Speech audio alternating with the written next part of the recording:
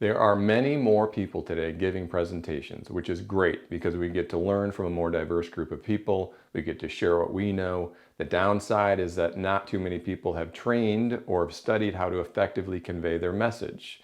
This is particularly true for subject matter experts who sometimes assume that because they know about one thing that qualifies them to teach about it, which you may have experienced is not always the case.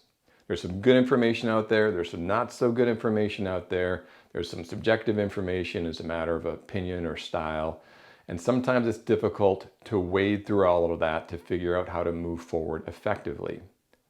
I'm Emil Kresl. I'm the Director of Learning and Development for the University of Texas at Austin.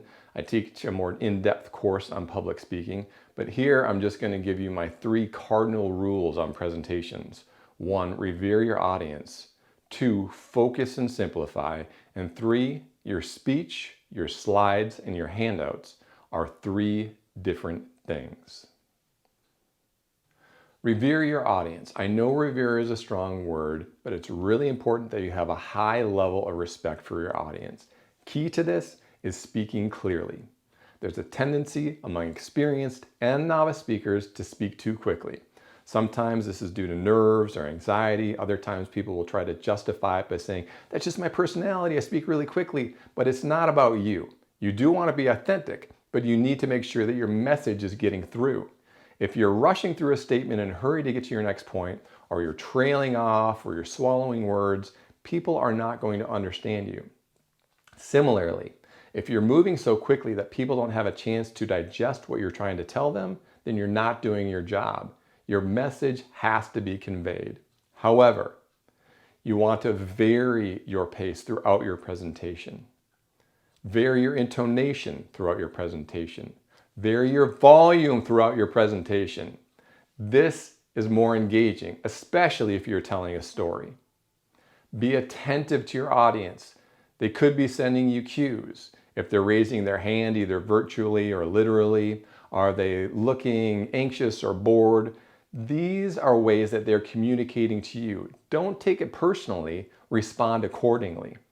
There's an important distinction to understand here. You don't want to be self-conscious where you're taking all this information in and internalizing it. You want to be self-aware.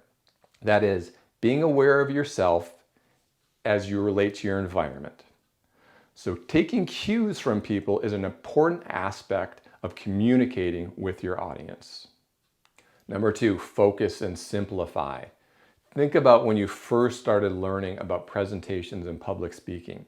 In middle school, high school, college, post-grad, maybe had a good teacher who taught you some stuff about posture and breathing and pace. But there's a critical examination component in that environment. You have to prove how much you have learned through your research. So much so that to get your PhD, you have to defend your dissertation. This is the opposite of what you want to do in a professional environment. You want to narrow your scope. You certainly want to do a lot of research, but for your audience, you need to make it look easy. Your job is to enlighten and educate. You go through a lot of trouble to do all this. You don't want it to be troubling for your audience. You want to deliver the essence of your message. Number 3, your speech, your slides, and your handout are 3 different things. There's a lot of negativity around slides, in particular PowerPoint, but the truth is slides can have a very important function in a presentation if used properly. What has happened over the years is people have done their research and study, and then they've dumped everything that they've learned into their slides, and then they use those slides as their handout and their teleprompter during the presentations. It's an awful experience, and that's not how you should use your slides. Think of it this way. Your speech is where you are engaging. It's your core message, and remember, it's simplified and focused. It's where you can show your emotion and show your passion that it's not going to come through in a slide or a handout. Slides can enhance your message. They should be illustrative or encapsulating. They can help add perspective or help ground your audience. Remember, not everyone is an auditory learner, so a slide can really help bolster your message. You want to avoid at all costs just duplicating on a slide what you're already saying. You never want to put your audience in a situation where they're trying to read a slide while simultaneously trying to listen to what you have to say. That is inconsiderate to your audience. They're there to experience your presentation, not read your slides. On a few occasions, you want to have almost nothing on a slide. The rest of the time, you don't want to have any slide. We need to break this tradition of people asking for slides after a presentation because slides should serve no real purpose without the actual presentation. The physical product that people should take away after a presentation are the handouts. The handouts is for the supplemental material. It's the information that is granular and detailed that your audience can use at a later date for reference or retrieval practice. It's the information that might be so complex that it wouldn't serve you well to deliver it in the presentation itself. This is great because it allows you to be more engaging and focused during the presentation. It allows your humanity to come through rather than the dry material getting too monotonous for your audience.